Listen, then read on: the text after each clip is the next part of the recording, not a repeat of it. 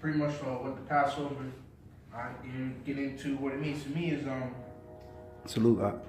Slacking. First and foremost, I want to give all praises and glory to Yahweh, Hashem, Yahushua, Waharakah Kadash, double honors unto the apostles and elders of Great Millstone, who rule well, and honors and salutation to the elect that can do much the right way.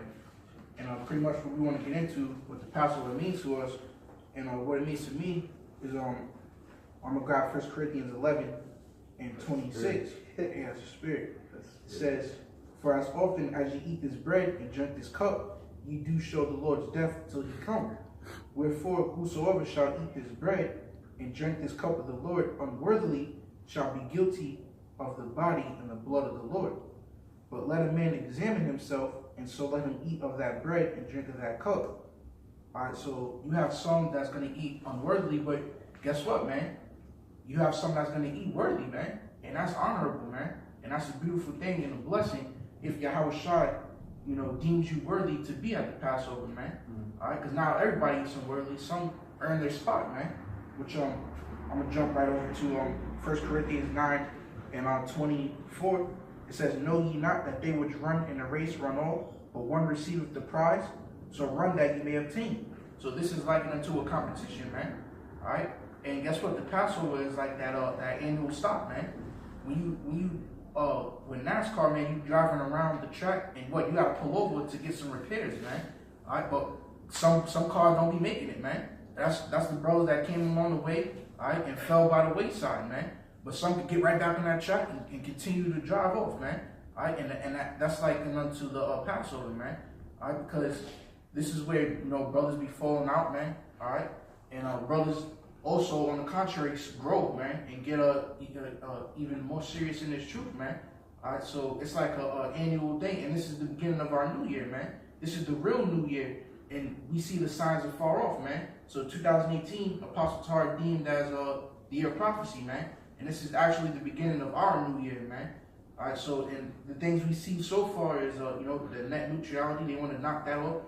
All right, you got this Christianity falling apart. So we see the things that's coming this year, man. And this is the Passover, man. So it also, of course, represents Yahweh Shai, man.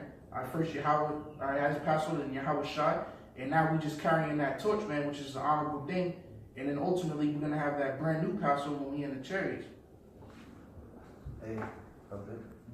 Hey, back on that 1 Corinthians, the Spirit, the brother brought it out. I'll bring it back again, what the Passover means to me. 1 Corinthians 11 and 26.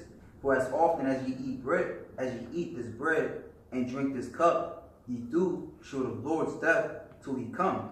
Now to me, I take it in two ways. For one, for the brothers in the truth, us showing the Lord's death, us catching hell. Around the time of the Passover, the most Yahweh Shai, he prayed to Yahweh 3 times, man, asked the Lord for him to take that cup away from him, man. So that was a great, as Apostle Gabar brought it out. He was that oil that was pressed in the Spirit, man. He was in the Garden of Gethsemane, which means oil press. So he was that oil that was pressed in the Spirit. So us brothers, me and the brother was talking the other day about, just being in this truth. At this time, it's going to get even worse. So you're going to have to eat those, them spiritual blows that the Most High puts you through. So it says, "For as often as you eat this bread and drink this cup, ye do show the Lord's death till he come." So by us doing that, we're showing the Lord's death. Okay?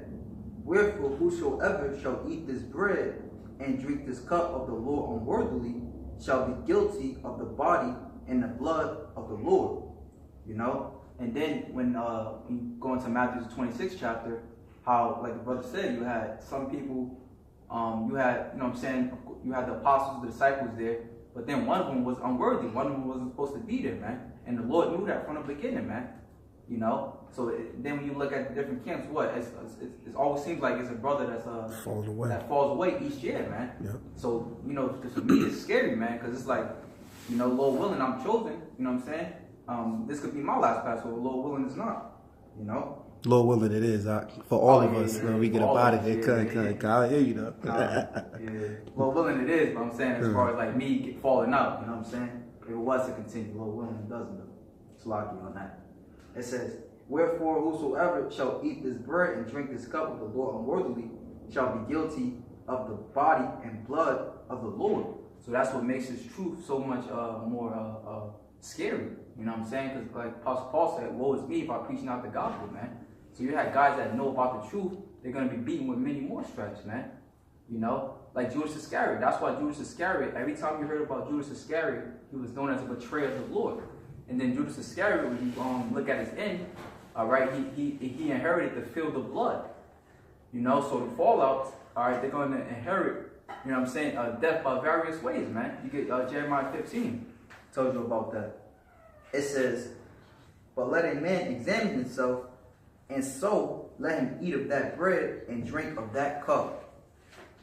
For he that eateth and drinketh unworthily, eateth and drinketh damnation to himself, not discerning the Lord's body. So every day you got to take it or look at, you know what I'm saying? I like to, you know, look at brothers that, you know what I'm saying, that's sincere, man. You know what I'm saying? All right, like even Apostle, and it's not wrong with that, man. Even Apostle Paul said that, man. Be followers of me, even as I am a follower of Yahushua. This is 1 Corinthians 5:6. Your glorying is not good. Know ye not that a little leaven leaveneth the whole lump? All right, so even like the brother, you know, even now, but really all throughout the time of this truth, as the scriptures say, in Sirach 27 chapter, man. Unless a man diligently keep himself in the fear of the Lord, his house shall soon be overthrown. So, you know, we're not perfect. It's things that we got to work on every day, man. Even the things that you know what I'm saying, because, you know, we in the flesh, you got demons playing on your head and shit like that. So even things that you may think that small could, you know what I'm saying, grow up to be big, and it could be a factor to take out the truth. So it says, purge out therefore the old leaven, that ye may be a new lump, as ye are unleavened. For even Yahushua, our Passover, is sacrificed for us. Therefore let us keep the feast, not with old leaven, neither with the leaven of malice and wickedness, but with the unleavened bread of sincerity and truth. Hey, you know, with that, so, you know, Lord willing, Akim was edified. I want to, you know, finish off by giving all praise, honor, and glory to Yahweh, Hashem, Yahushua, Wahaw Kakwadash, double honors to our apostles, the elders of the great millstone, and shalom to the elect. Khan.